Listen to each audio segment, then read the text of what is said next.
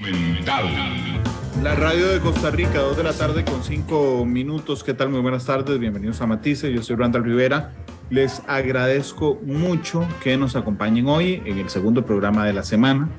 Gracias por estar con nosotros. Estamos en vivo, transmitiendo en radio, transmitiendo en el Facebook Live de Noticia Monumental y transmitiendo también esta noche en Canal 2 y en los servicios de podcast, que son Spotify, Google Podcast y Apple Podcast. Muchas gracias por estar con nosotros.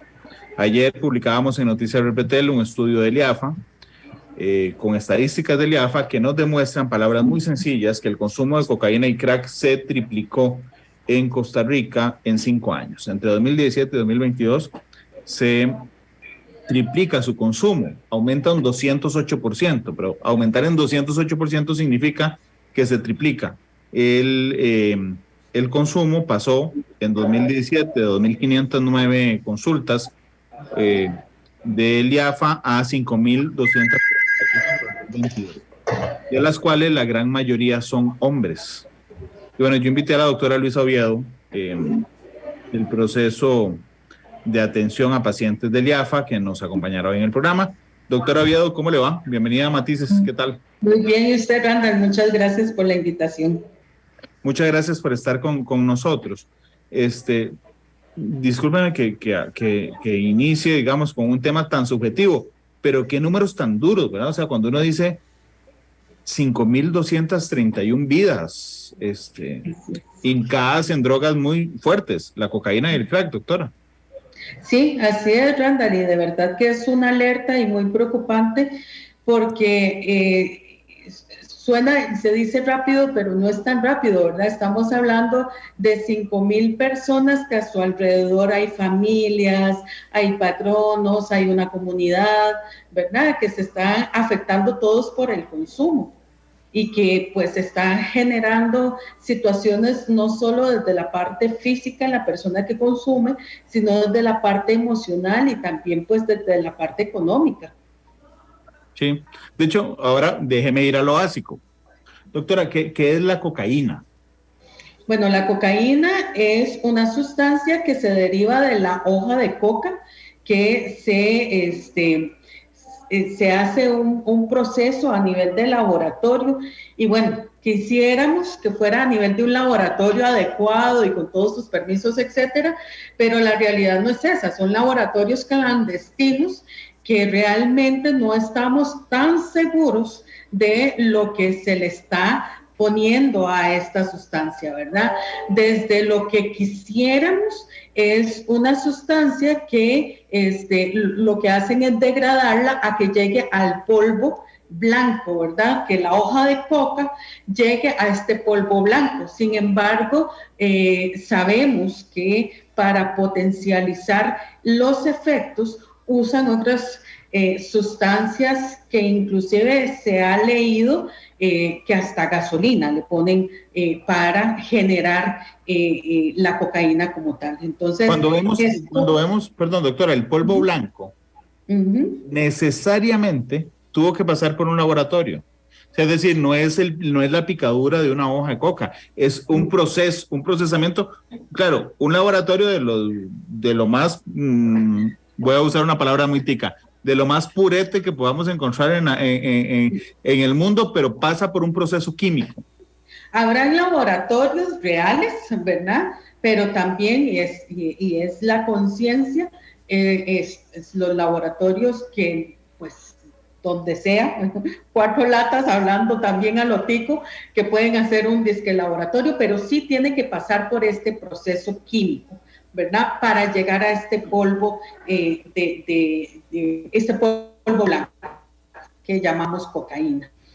Sí es importante hacer la diferenciación y bueno, tal vez más adelante me lo pensabas preguntar, pero la diferenciación entre la cocaína y el crack, ¿verdad? Que el crack es un derivado de la cocaína. Ahorita llegamos al crack, porque ¿sabe por qué lo dividí? Porque, digamos, genera incluso relatos diferentes en la gente. Alguien que consuma cocaína, alguien que consuma crack. Aunque el resultado a veces sea exactamente. Pero la cocaína, ¿qué hace en el cuerpo? La gente la inhala ¿y qué? ¿Y qué pasa? Okay. La persona inhala la cocaína y esto pues generalmente y lo más frecuente es que sea inhalado, pero la persona también puede inyectárselo y esto es importante. Hay personas que lo hacen de forma inyectada. Va a generar cambios. Primero, a nivel vascular, va a haber una dilatación de los vasos sanguíneos. Esto va a hacer que aumente la presión arterial, que el efecto de la sustancia llegue más rápido al cerebro, ¿verdad? Y pues a todos los órganos. Entonces vamos a ver a una persona alterada, agitada, tal vez un poco como cuidadosa, hasta paranoica, ¿verdad? También con taquicardia, presión arterial elevada. En el inicio del efecto va a haber una sensación de euforia, de que tengo una fuerza extrema y que todo lo puedo. Pero en el consumo más extremo es donde podemos entrar y caer en esa paranoia, donde sentimos que nos están viendo, que nos están vigilando, podemos llegar a la agresividad, ser un poco más violentos, ¿verdad? Sentir esa sensación de que me quieren hacer daño, entonces estar en una alerta mayor, ¿verdad? Y más dispuesto a defenderse, digamos.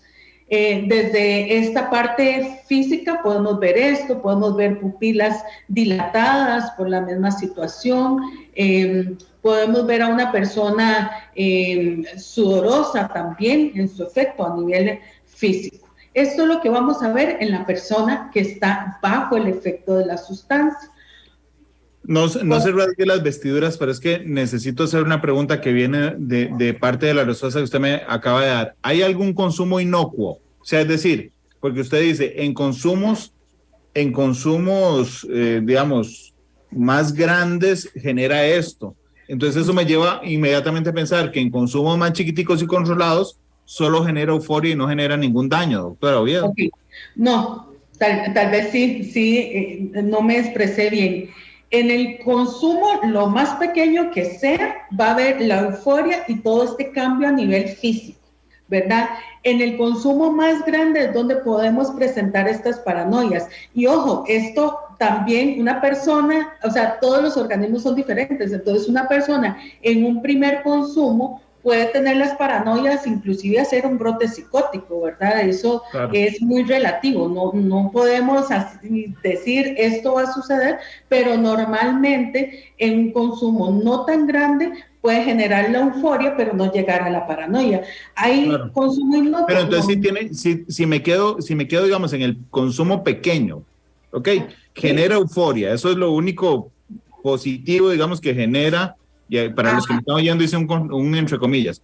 Sí. Positivo, digamos, es la euforia o es el sentimiento agradable. Ok, exacto. Pero en el consumo pequeño también se generan riesgos físicos importantes. Totalmente. O sea, para que entendamos, en el momento que se consume, la persona tiene una sensación de euforia, de bienestar, de que tengo mucha fuerza, que tengo mucha energía y que puedo hacerlo todo. Esa es la sensación.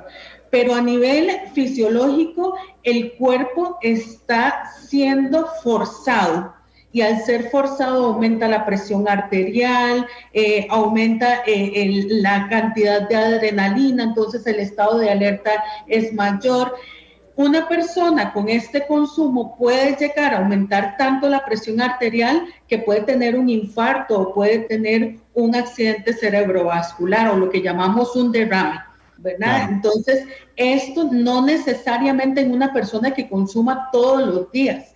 En una fiesta, igual entre comillas, donde se abuse de la cantidad de cocaína, una persona puede tener un infarto, puede tener un derrame también, ¿verdad? O una sobredosis donde haga un paro cardiorrespiratorio. Entonces, ahí la respuesta de que no es inocuo y que una poquita cantidad tampoco es que no vaya a generar ningún daño, ¿verdad? Además, pues de que este uso, aunque sea mínimo, tiene su efecto a nivel de los vasos sanguíneos pequeñitos del riñón, entonces puede generar alteraciones a nivel renal que podrían terminar en una insuficiencia renal, aunque sea algo agudo, ¿verdad? Entonces, claro. Siempre va a haber un daño. Déjeme saludar a Carolina Dávila, que nos reporta sintonía en Facebook, a Miguel Gamboa, a Isaac Vladimir Mora, que nos saluda desde San Ramón, a Carlos Muñoz, que siempre nos escucha en Washington, pero hoy dice, hoy tocó desde Gaborone, en Botswana. Él está en gira de trabajo en Botswana, así es que un abrazo a Carlos, que aún en Botswana sigue escuchando Matices. A Raúl Trejo, saludos. A Yenori Cordero, que dice que ayer le gustó mucho el programa, gracias. A Leo Parra, desde San Ramón. A James Bolaños, desde San Vito. A William Daniel Barrantes en Esparza. A Carlos Granados, que es de Poás de Alajuela, que vive y trabaja en el centro. Es mucho el incremento, dice, tanto en la venta y consumo. Los jóvenes lo hacen como si fuese normal. Y trabaja a 200 metros del cole. Durante la noche y el día los vendedores pasan en el centro vendiendo. Como son pequeñas dosis, no les pueden hacer nada, se pasan abasteciendo a cada rato en el día. Sonia María Núñez nos saluda, Marco Vargas, Carmen Rodríguez en Turrialba. Silvia Picado dice que el libro 000 de Roberto Saviano nos muestra la dimensión de esta sustancia en el mundo. Rolando Vargas, Oscar Alvarado, Rolando, que está en Ciudad Colón. Doctora, vamos a ver, es que el IAFA, cuando nos comparte el estudio, nos comparte un caso, digamos, un caso que nos ilustra el drama, digamos, de una persona adicta a la cocaína. Y esta persona dice que ella y su pareja consumían cocaína, pero que la persona que nos presentan, que le ponen un nombre ficticio, que es Nicole, que Nicole necesita consumir más y que su pareja consume, si no me falla la memoria, un par de veces por semana. Entonces, mi pregunta era que para llegar al grado de llegar a esa euforia, ¿okay?, una persona tiene que incrementar en el tiempo la cantidad de cocaína que consume, lo que al mismo tiempo aumenta la cantidad de daño orgánico que genera. Ok, aquí importante es que se habla más o menos que a nivel mundial solo el 3% de las personas generan dependencia, ¿verdad? Y dije ese solo resaltándolo porque ese solo es mucha gente, ¿verdad? ¿Qué nos indica esto? Bueno, no toda la persona va a generar una dependencia o una necesidad a la sustancia, y hay que explorar en varios criterios para decir si una persona ya genera la dependencia. ¿Qué es lo que sucede? Y con el ejemplo de Nicole, es que la persona que ya genera dependencia no usa la sustancia para buscar esta euforia o este high, busca la sustancia para disminuir los síntomas que presenta por la ausencia de la sustancia, y estos síntomas se llaman síndrome de supresión.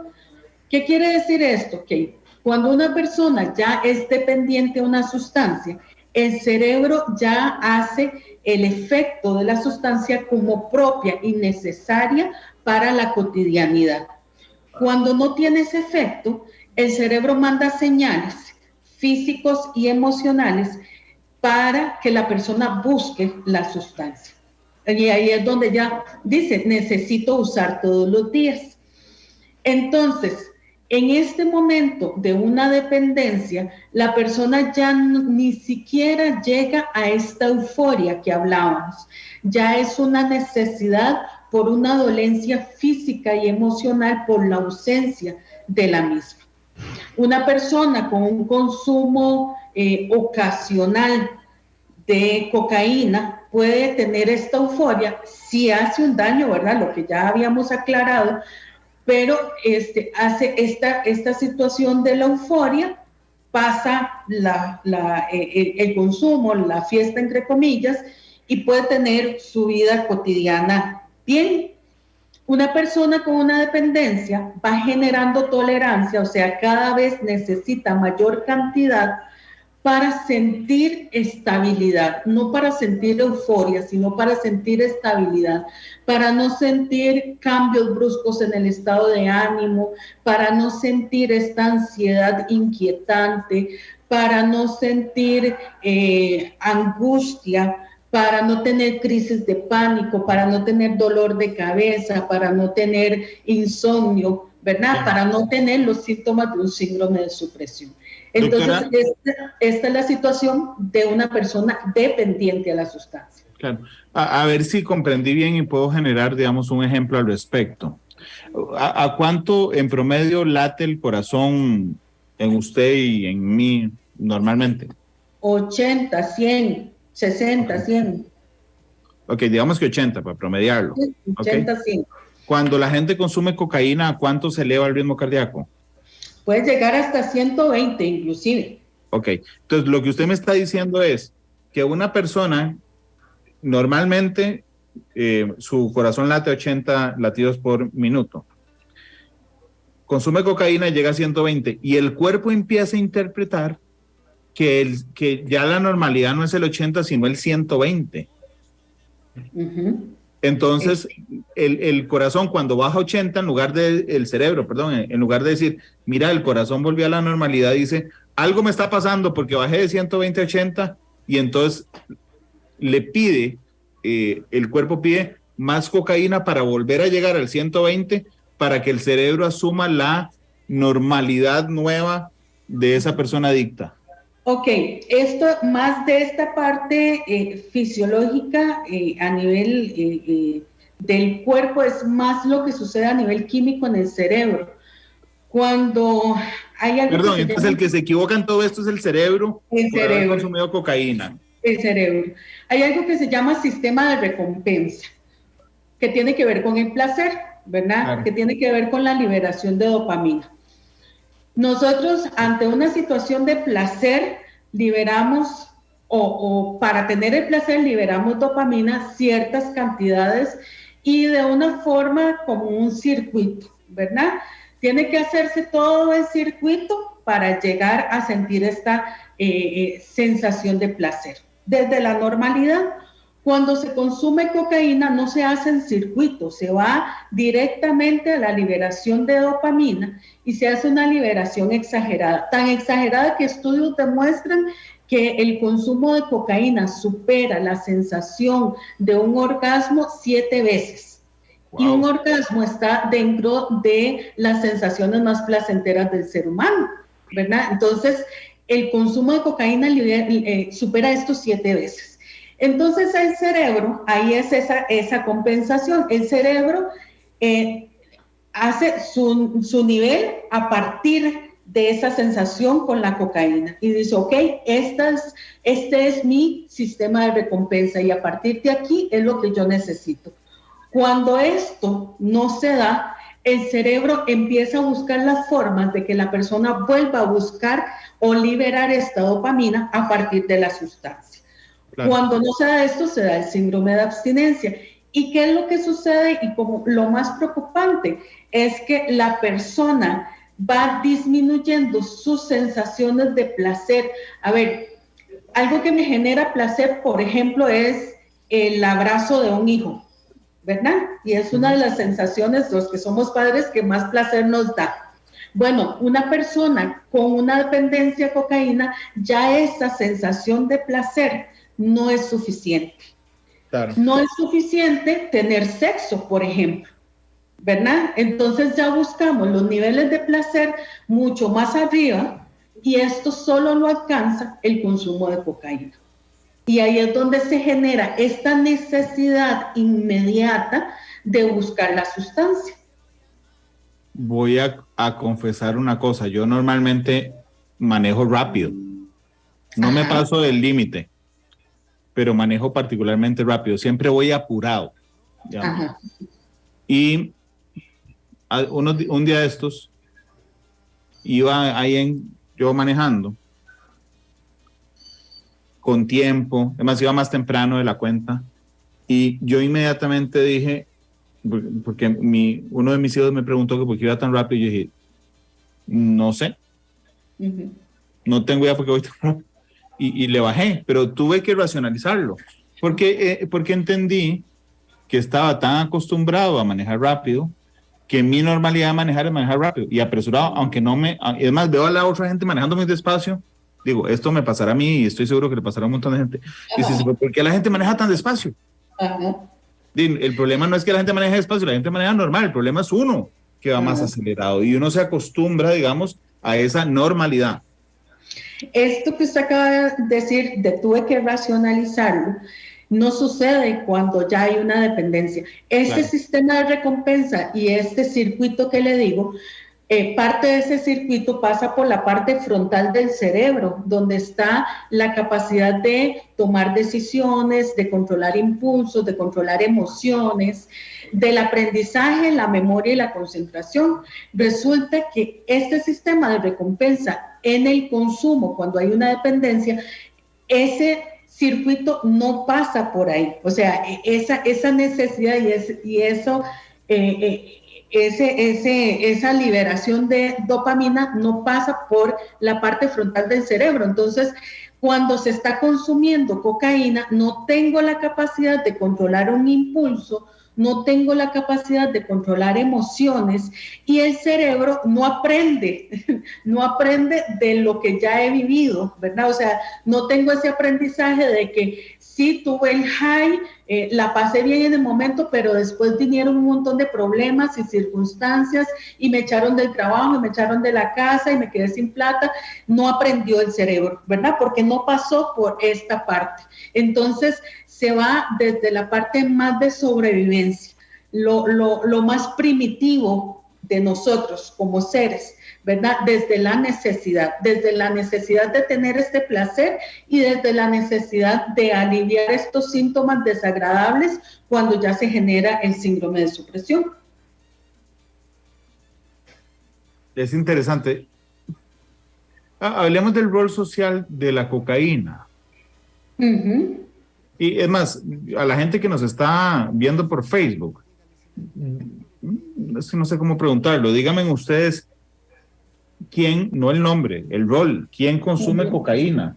Porque es que a mí lo que me llama la atención es que, digamos, nosotros, perdón, aquí se me va encima, no nos imaginamos a Maradona fumando crack, sino inhalando cocaína, porque tenemos el rol social de que son las personas exitosas y con plata las que consumen esa droga, doctora. Así es. Pues tiene que ver mucho con lo que cuesta consumir cocaína, ¿verdad? La cocaína es cara. Hablamos que medio gramo cuesta 5,000 colones y en promedio una persona con un consumo habitual de cocaína puede usar 4 gramos. ¿Verdad? Y las personas que ya tienen una dependencia, esto lo pueden hacer diario. Entonces, si sumamos, es una gran cantidad de dinero. Y entonces, sí tenemos este perfil de personas profesionales, exitosas, empresarias, exitosas económicamente, ¿verdad? Empresarias, ¿verdad? Y este es el rol que identificamos en una persona consumidora de cocaína. Sin embargo, y lamentablemente lo vemos en muchachos de colegio y de colegios también que tienen un nivel económico alto y que manejan dinero, ¿verdad? Y los muchachos hacen los conocidos puestos, ¿verdad? Y entonces depende de donde estoy, el puesto puede ser más elevado en cantidad de dinero que en otros, ¿verdad? Y entonces ahí la decisión de usar cocaína. Lo que sucede es que, pues, muchas veces, una gran cantidad de veces, terminan, no importa su estatus social, terminan usando crack. Claro. Aquí alguien ponía, Teresa, pone el caso de Whitney Houston. Ya vamos a brincar al crack. Digo, qué feo. Ya vamos a pasar a hablar del crack. Sí. Pero es que el rol social es fundamental porque hay mucha gente que lo hace por rol social. O sea, en la historia que nos compartió el IAFA de Nicole, Nicole dice, es que que se juntaba gente a inhalar coca o a consumir cocaína, ¿okay? Y que el único vínculo del colectivo, o sea, lo único que los hacía unirse era la cocaína. Entonces, digamos, no había nada más, no podían hablar de nada más, no se parecían en nada, lo que se parecían es que consumían cocaína. Porque cuando usted mezcla las dos cosas, digamos, el grupo social, el poder adquisitivo y la cocaína, un grupo, claramente tiene un rol y un significante social. Significa estar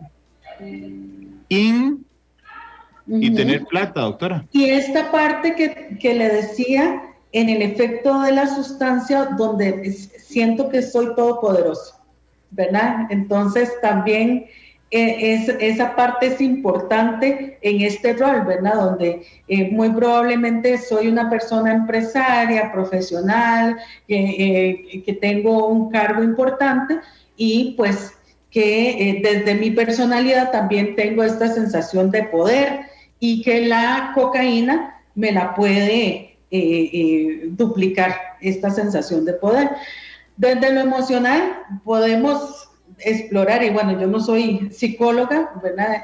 Pero se puede explorar qué tanto es una verdadera sensación de poder o son más bien como carencias desde la parte emocional, y que esta sensación que me da la cocaína suple, entre comillas, esta carencia, perdón. Entonces también por ahí va esta situación de quién lo usa y cómo lo usan.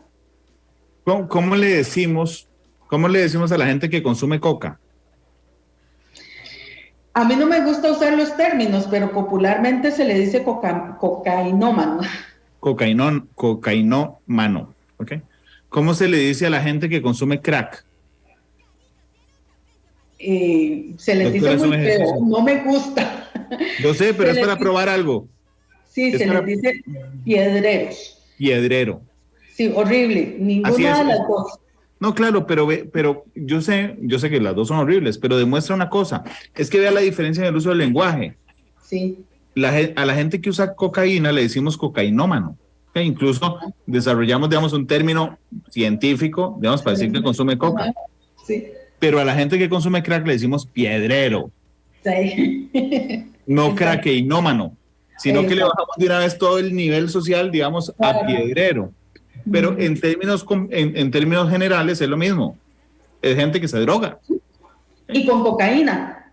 Así es, pero hacemos una diferencia. Una cosa es ser cocainómano y una cosa es ser piedrero, ¿no? Sí, y es que desde todo el peso social en las adicciones, ¿verdad? Es una situación de señalamientos, pero lo que usted dice, ¿verdad? Desde lo social, la persona que usa cocaína muy probablemente lo hace en una fiesta privada, escondidos, o en un hotel, o en una actividad muy selecta, en algunos de los casos. En otros casos, ya, ¿verdad? No hablando de un nivel tan alto económico, pero en personas que pueden usarlo, van, compran, se encierran en un hotel, se encierran en su casa, y generalmente quien consume crack termina usando en la calle, en un búnker. Entonces, ¿verdad? Genera este estigma a las personas, ¿verdad? Y también por los costos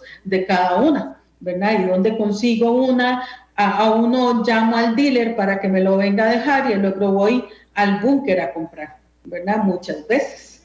Claro. Ok, empecé este programa preguntándole a la doctora qué era cocaína. ¿Qué es crack? Ok, el crack es cocaína, con lo que ya habíamos hablado, ¿verdad? Que en la cocaína, la forma que se produce, no estamos muy claros del resto de las sustancias que le pueden poner, pero además al crack se le pone de base el bicarbonato. Y esto precisamente para hacerlo así, para hacer una base de cocaína. Que de igual manera se usan otras sustancias, pueden usar hasta cera de limpiar pisos para hacer esta base, ¿verdad? Y esta base, lo que sucede es que el efecto es mucho más rápido, llega mucho más rápido al cerebro y el tiempo, el periodo del efecto es más corto. Las consecuencias, la consecuencia agradable, es decir, la euforia, es igual. Llega más rápido. Sí, llega más rápido, pero digamos, es igual, le genera euforia. Y genera también exactamente, bueno, genera más daños. El crack genera más la sensación, sí la sensación de euforia, pero sí genera mucho más la paranoia, que la cocaína. Sí genera más ¿Cómo la no? sensación, Si usted se está fumando un montón de bicarbonato. La persona que consume crack dice, popularmente dice, la sensación de asustarse, de me siento asustado, pero es una sensación que de verdad cuando ellos lo describen es extraño, ¿verdad? Es una sensación de que tengo miedo de que me hagan daño, de que veo cosas, escucho cosas, pero siento un placer extremo, ¿verdad? Y es esa liberación de dopamina que le explicaba, que es inmediata y exagerada y muy rápida. Y es más barata. Muchísimo. Estamos hablando de que una piedra de crack está entre 300 colones, la que no sabemos absolutamente nada de ella, a la que cuesta 1000 colones, que tal vez puede tener un poquito más de cocaína pura, entre comillas. Que trae código de barras. Que tal vez tenga, sí, que tal vez tenga ahí sus ingredientes anotados. No trae nada de eso. Sí, por supuesto que esto era sarcasmo, pero digo, es increíble, o sea, la cocaína, digamos que es tan cara, tampoco sabemos su origen. Exacto. Pero ya pureteamos lo pureteado a través de las piedras de crack. Así es. Digamos que las personas se garantizan, ¿verdad? Entre comillas igual, que es más pura por el costo, pero tampoco le da tanta garantía, ¿verdad? Claro. Por lo que decimos, o sea, no hay un código de barra donde podamos revisar los ingredientes de la sustancia como tal. Y genera también, digamos, una necesidad más rápida, el crack, en el sentido de que usted necesita más piedras, o sea, más rápido consumir piedras. Exactamente. Por esto que le digo, el efecto pasa más rápido, entonces tengo la necesidad inmediata de seguir usando. Entonces, volvemos a esta situación. Una persona puede pasar la noche con 1 o 2 gramos de cocaína, y hablando exageradamente, y una persona que usa crack puede usar 100, 300 piedras, ¿verdad? Lo regular, desde la experiencia clínica, lo regular, una persona usa entre 20 y 30 dosis de crack.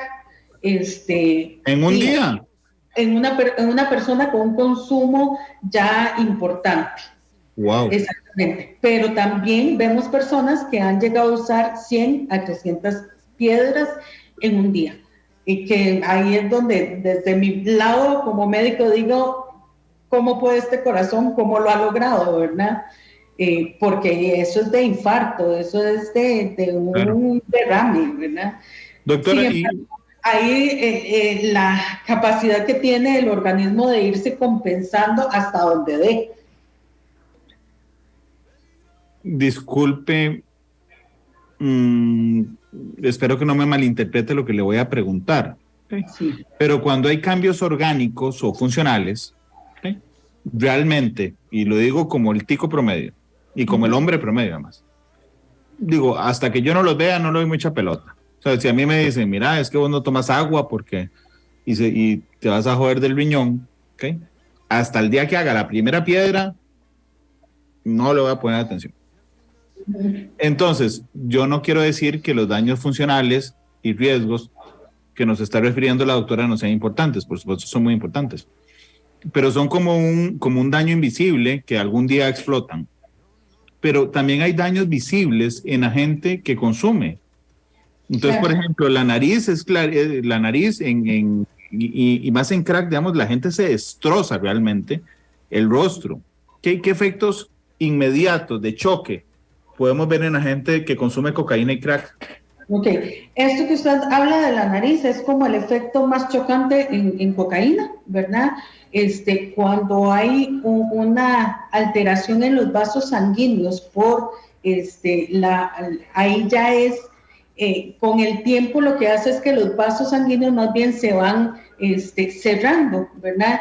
Y los vasitos más pequeños que están a nivel del septum, a nivel de los cartílagos, no logra irrigar adecuadamente estas zonas y se hacen primero microinfartos en esta zona y después muere esta estructura o este tejido, y las personas van haciendo perforaciones a nivel de tabique, a nivel de lo que llamamos el cielo de la boca, ¿verdad? El paladar duro, inclusive las cuerdas vocales pueden verse dañadas y la persona empezar con lo que llamamos ronqueras, disfonías, hablar un poquito ronco, inclusive pueden perder la voz, ¿verdad? Esto es como lo que la persona consumidora de cocaína tiene un gran temor, porque empezamos a ver primero la desviación, donde se está dando el desgaste del cartílago, luego vemos la perforación, y esta perforación hace que la persona no logre respirar adecuadamente, que tenga infecciones constantes en los senos paranasales, lo que llamamos sinusitis, que cuando ya hay perforaciones a nivel del paladar, que la comida se pase de la boca hacia la nariz y salga la comida, ¿verdad? Son situaciones pues que incomodan, que preocupan en las personas que consumen cocaína. Sin embargo, la necesidad del uso hace que, yo recuerdo, tenía hace muchos años una paciente que tenía las dos perforaciones y usaba una pajilla hasta casi que el cerebro para poder inhalar, ¿verdad? Por su necesidad al consumo. En crack es el adelgazamiento. Las personas se van, digámoslo de esta forma, se van quemando metabólicamente, va más acelerado este metabolismo y tienen una pérdida de peso exagerada. O sea, una persona consumidora de crack puede perder 10 kilos en una semana. Una semana de consumo exagerado puede tener estas pérdidas, la deshidratación. Además, el consumo de cocaína crack hace que las personas pierdan el hambre, entonces pueden pasar días enteros sin comer, ¿verdad? También no logran dormir, se mantienen alerta porque hay una liberación exagerada de adrenalina, entonces no comen, no duermen. Todo esto hace que la persona vaya demacrándose, vaya envejeciéndose. Entonces vemos una persona adelgazada, con piel seca, con todos los signos de cansancio, de agotamiento, ¿verdad? Es muy típico ver esto en las personas con consumo de crack y, ojo, en las personas que consuman cocaína de una forma exagerada, ¿verdad? Ya una persona con consumo de cocaína, como hablábamos, de hasta 10 gramos, podemos ver, puede verse físicamente similar a una persona que consume crack. Doctora, ¿y de eso se sale? ¿En serio? De eso se sale, de eso se sale. Yo tengo 17 años de trabajar en este tema y soy fiel creyente de la recuperación, y he visto muchas personas con consumos inclusive de calle que hoy por hoy están en recuperación. Pero algo importante es, y aquí podemos hablarlo desde la parte romántica si quiere, este es un proceso muy desde la voluntad de la persona y de aceptar ayuda, porque es un proceso donde afecta la parte física de la persona, la parte mental, la parte emocional, la parte social. Entonces necesita un tratamiento interdisciplinario.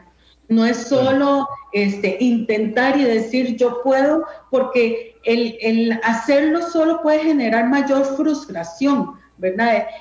Voy a dejar de consumir y en la noche estoy consumiendo, y muchas personas ya en una dependencia, y muchos pacientes me han contado esta experiencia: doctora, yo consumo llorando porque no quiero seguir usando. Muchas personas, porque ya es la necesidad física. Entonces consumen y genera mayor frustración, con cambios bruscos en su humor, generando depresiones, generando estas crisis de pánico. Entonces esto hace que busquen como una forma de automedicarse el seguir usando la sustancia para tener esta compensación. Por eso es tan importante hacerlo desde un proceso más de tratamiento integral, donde incluyan pues la parte farmacológica para esta compensación neuroquímica, especialmente en su síndrome de supresión, donde esté la parte terapéutica de psicología, de trabajo social. Hay un montón de disciplinas que ayudan en este proceso, consejería en adicciones, grupos de 12 pasos. Es una integralidad que tienen que llevar las personas para lograr ir haciendo estos cambios, ¿verdad? Porque, perdón. No, por favor, doctora, no se preocupe. Porque lo que sucede es que la persona, como le decía, no tiene esta capacidad de juicio, ¿verdad? Ya en la enfermedad establecida o en el trastorno ya de dependencia, no hay esta capacidad de juicio y ya voy más por la necesidad física. Entonces, cuando tengo la necesidad física, tengo el impulso de consumo y cuando llego al consumo, soy compulsivo. Entonces, primero no pienso, me voy por el impulso y cuando ya estoy en el consumo no logro parar. Y esto se vuelve ya en todo un ciclo, ¿verdad? En una bola de nieve de no acabar. Cuando empezó la pandemia del COVID, y usted ¿sí? Mejor que yo lo sabrá, lo que hacía súper poderoso al virus, ¿okay? Era que el virus digamos, con muchísima habilidad engañaba a nuestras células, le quitaba digamos, su material genético, se lo quitaba, metía el virus y la célula nunca se daba cuenta y seguía repitiéndose. ¿Okay? De alguna manera el consumo de drogas duras como estas, y suaves, bueno, y suaves también, está bien. Lo que me genera es que, o lo que me parece es que genera el secuestro, mi cerebro se secuestra, ¿okay? Porque yo dejo de pensar claramente, porque el cerebro me engaña, digamos, además me engaña porque está malo, digamos, a lo tico otra vez, porque te jode, del consumo, porque empieza a pedir cosas, porque le parece que la normalidad es otra. Y entonces esto me lleva a una reflexión de lo difícil que es salir solo porque mi cerebro está secuestrado. Ese es uno de los elementos. Vea, porque usted dice, hay gente que consume llorando. Por supuesto que sí, porque su cerebro no logra funcionar bien. Y por eso usted necesita, igual que en un secuestro real, usted no espera que a mí me secuestren y que la policía llegue ahí caminando a decirle, hey, secuestrador, suelte a Randall. Tiene que entrar de choque. Tiene que entrar de choque para que me suelten. Por eso necesitamos la ayuda de la gente, de más gente, porque el cerebro está secuestrado. Me pareciera que es casi imposible salir solo de estos casos, doctora. Me gusta mucho su ejemplo, no lo había pensado de esa forma, pero efectivamente es pensar que nuestro cerebro está secuestrado y no por la sustancia, porque esto es otra cosa que hay un poco de conflicto. Las personas piensan que la cocaína sigue circulando ahí por años, no es la sustancia, es el cambio químico que se genera en el cerebro, donde el cerebro piensa que la forma correcta de tener esta recompensa es de forma inmediata, sin necesidad de hacer todo el circuito, ¿verdad? Entonces, aquí, si la persona no tiene este acompañamiento, tengo mal control de impulsos, tengo mal control de emociones, me frustro, me enojo muy rápido, me deprimo y busco esa recompensa inmediata a partir de la sustancia. Y este ciclo sigue hasta que venga un equipo profesional que ayude en este proceso. Y este equipo profesional, estoy hablando todas estas aristas, ¿verdad?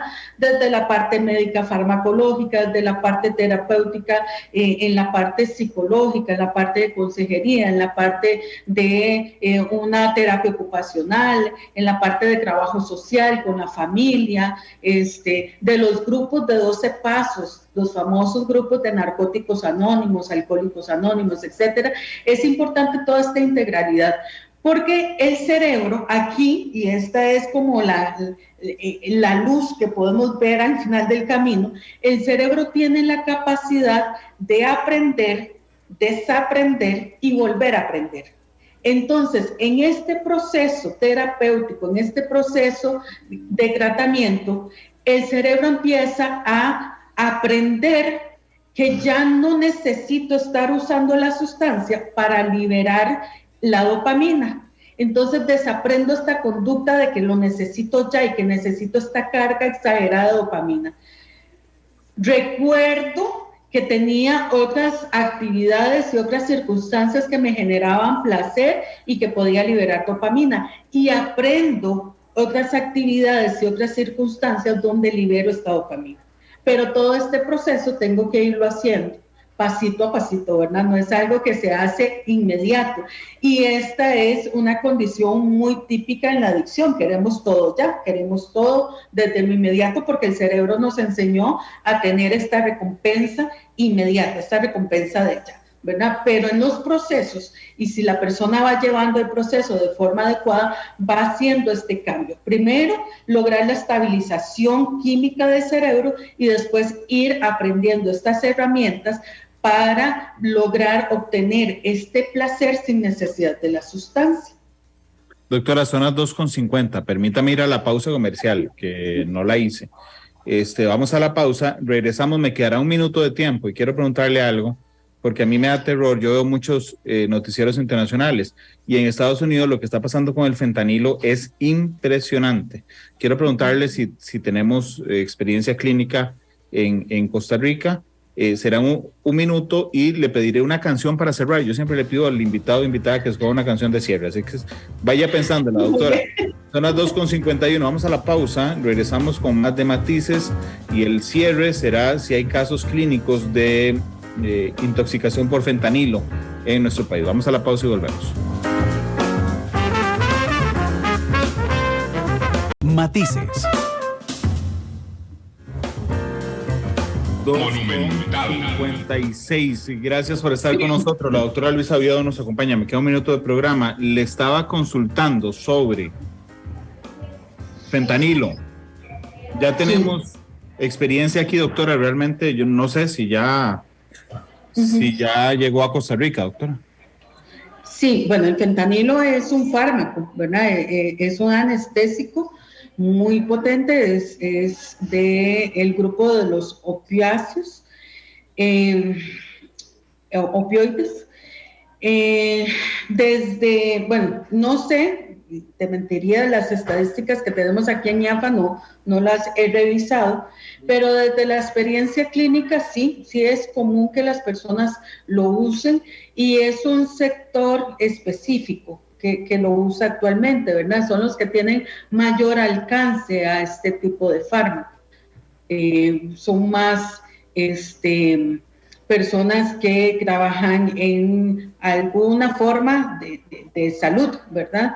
Y tienen más acercamiento a este tipo de fármaco. Lamentablemente, sí los hay, sí hay personas que están generando dependencias, sí hay personas pues que terminan en una muerte por una sobredosis de esmil.